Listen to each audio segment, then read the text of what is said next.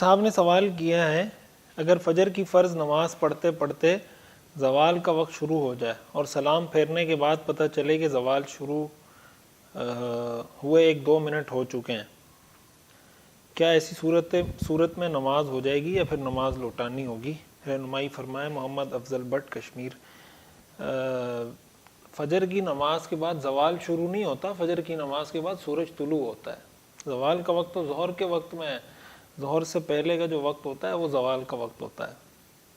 تو شاید یہی مطلب ہوگا کہ یعنی مکروہ وقت شروع ہو جائے۔ تو اس کے بارے میں ایک تو مسئلہ ہے کہ اگر فجر کی نماز کی 1 رکعت آپ نے وقت کے اندر پڑھی اور 1 رکعت آپ نے اس وقت پڑھی، یا نماز کا کچھ حصہ آپ نے اس وقت ادا کیا جب فجر کی نماز کا وقت ختم ہو چکا تھا، تو ایسی صورت میں آپ کی فجر کی نماز نہیں ہوگی، یہ نماز آپ کے لیے دہرانا لازم ہے۔ ایک تو یہ مسئلہ ہے، لیکن اسی سے متعلق کچھ تفصیل بتانا بھی ضروری معلوم ہوتا ہے کہ یہ ایک اختلافی مسئلہ ہے، اور جب اس طرح کی بات کی جاتی ہے تو پھر اگر آپ دیکھیں تو لوگ اعتراضات شروع کر دیتے ہیں۔ تو اختلافی مسائل میں اس طرح کی شدت اختیار کرنا اور فقہا کا موقف سمجھے بغیر فقہ حنفی کو طعن و تشنیع کا نشانہ بنانا بہت غلط طرز عمل ہے۔ اتنے بڑے فقہا کے بارے میں کوئی نازیبہ گفتگو، کوئی غلط بات کرنا، تو میں تھوڑی سی اس کی پیچھے جو بیک گراؤنڈ ہے، لاجک ہے، جو ریزن ہے وہ بھی بتا دیتا ہوں، اور جو اختلافی نوعیت ہے وہ بھی بتا دیتا ہوں۔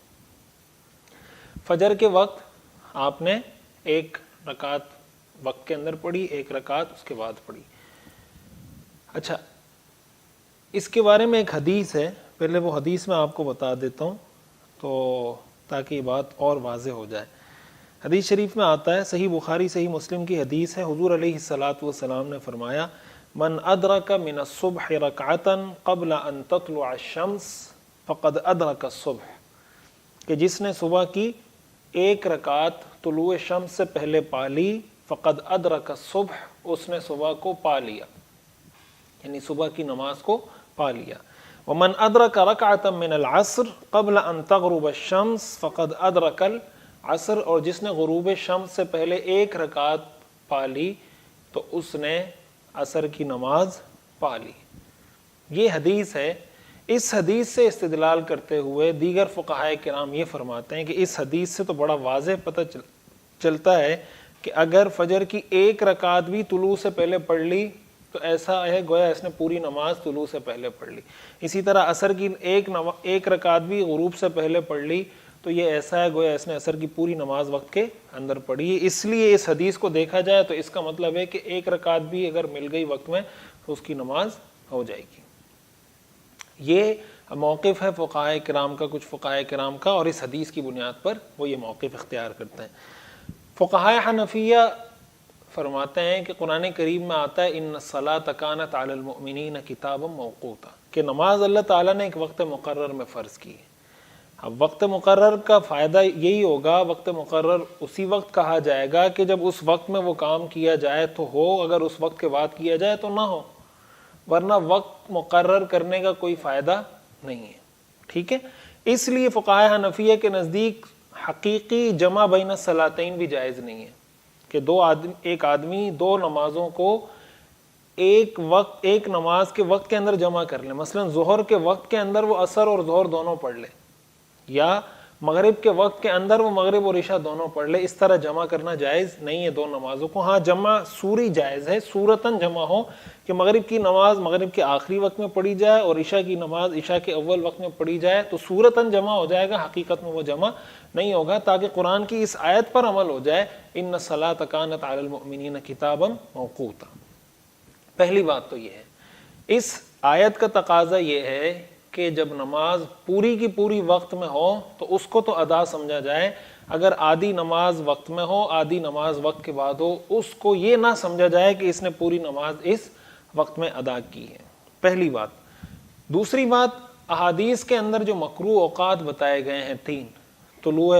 آفتاب کا، غروب آفتاب کا اور زوال کا، یہ 3 اوقات ایسے ہیں جس میں حضور علیہ الصلاۃ والسلام نے نماز پڑھنے سے منع فرمایا، اور اس کے بارے میں آپ نے امت کو تاکید فرمائی کہ اس وقت میں نماز پڑھنے سے اجتناب کیا جائے۔ فقہائے حنفیہ یہ فرماتے ہیں کہ اس میں یہ عنصر بھی پایا جاتا ہے کہ آدمی مکروہ وقت کے اندر نماز پڑھ رہا ہوتا ہے. اچھا پھر سوال پیدا ہوتا ہے کہ اس حدیث کا کیا مطلب. ٹھیک ہے, ایک اصول یہ بھی یاد رکھیں کہ اصول فقہ میں اگر آپ نے پڑھا ہو تو آپ کو پتہ ہوگا, اور نہیں نہ پڑھا ہو تو آپ اس کو پڑھ سکتے ہیں کہ خبر واحد کے ذریعے نص قطعی پر قرآن کریم پر زیادتی اضافہ کرنا جائز نہیں ہے. ٹھیک ہے, بعض اوقات خبر صحیح ہوتی ہے, صحیح بخاری کی حدیث بھی خبر واحد ہو سکتی ہے, تو خبر واحد کے ذریعے قرآن پر اضافہ کرنا جائز نہیں ہے. لہٰذا حدیث کا ایسا مفہوم بیان کیا جاتا ہے جس میں قرآن اور حدیث دونوں میں تطبیق ہو جائے اور دونوں پر عمل ہو جائے. اب اس حدیث کا فقہاء حنفیہ کیا مطلب بیان کرتے ہیں. امام طحاوی رحمۃ اللہ علیہ نے اس کا مطلب بیان کیا ہے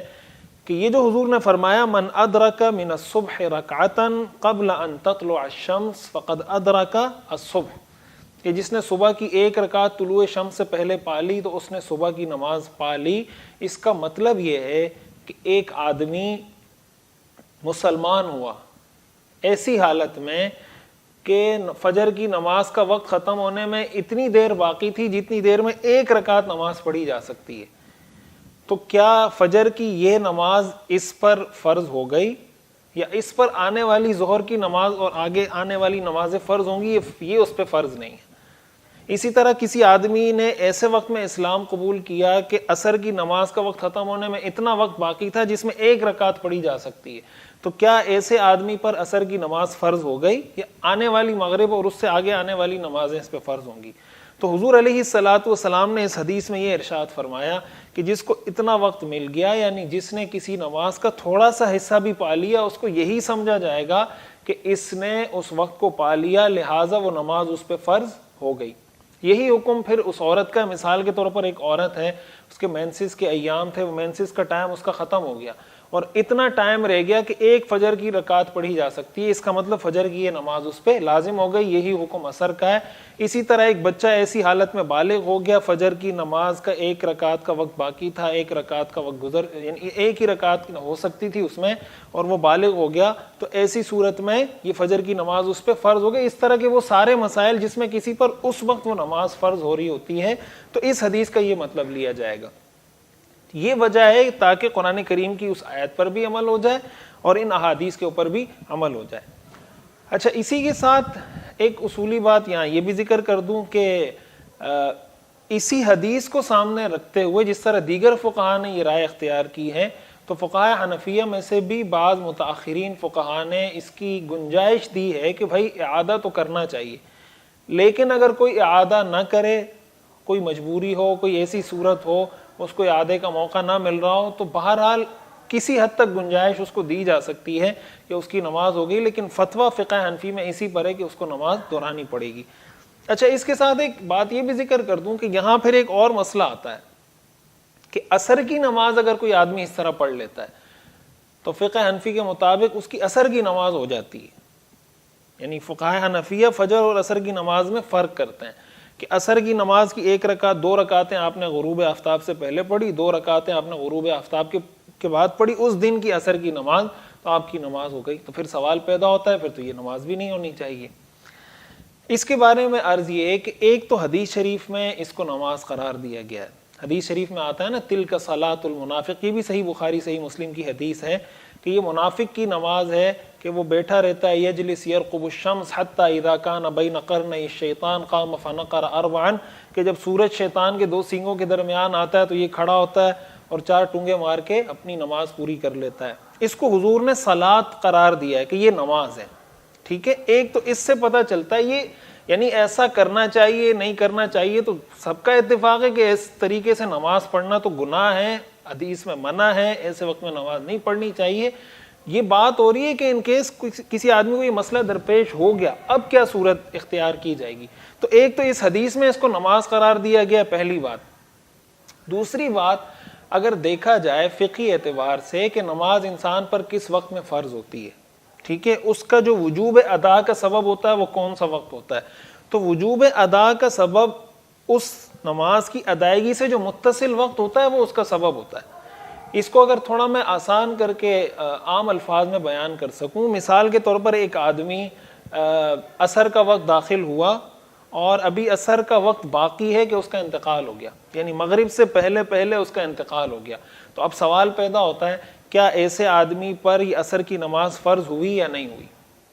ٹھیک ہے، تو وجوب کے لیے جو سبب بنتا ہے وہ بالکل آخری وقت بنتا ہے،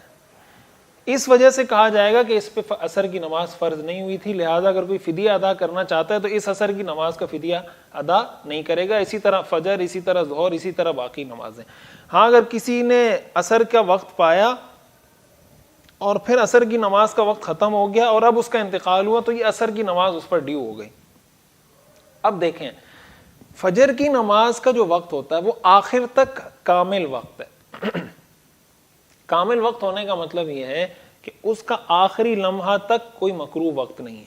ٹھیک ہے۔ اس کا مطلب جب اس آدمی نے نماز شروع کی تو جو وقت تھا، جو سبب اس کے لیے بنا وہ کامل تھا، لہٰذا اس کو کامل ادا کرنا ضروری تھا، اور جب اس نے ادا کی تو ناقص ادا کی، لازم کامل ہوئی، ادا ناقص ہوئی، اس لیے اس کی نماز نہیں ہوگی۔ عصر کا جو آخری وقت ہوتا ہے جس کو اسفرار الشمس کا وقت قرار دیا جاتا ہے، جب سورج پیلا ہو جاتا ہے، یہ وقت ویسے ہی مکروہ ہے، یعنی اگر کوئی آدمی عصر کی نماز اتنی تاخیر سے پڑھتا ہے کہ سورج پیلا ہو چکا ہے تو عصر کی نماز تو اس کی ہو جائے گی، لیکن یہ وقت مکروہ وقت ہے، اس وقت تک عصر کو مؤخر کرنا یہ خود ایک مکروہ عمل ہے۔ لیکن اگر ایک آدمی نے شروع ہی اس وقت میں کیا، اس کا مطلب اس کے وجوب کے لیے جو سبب بنا ہے وہ ناقص تھا،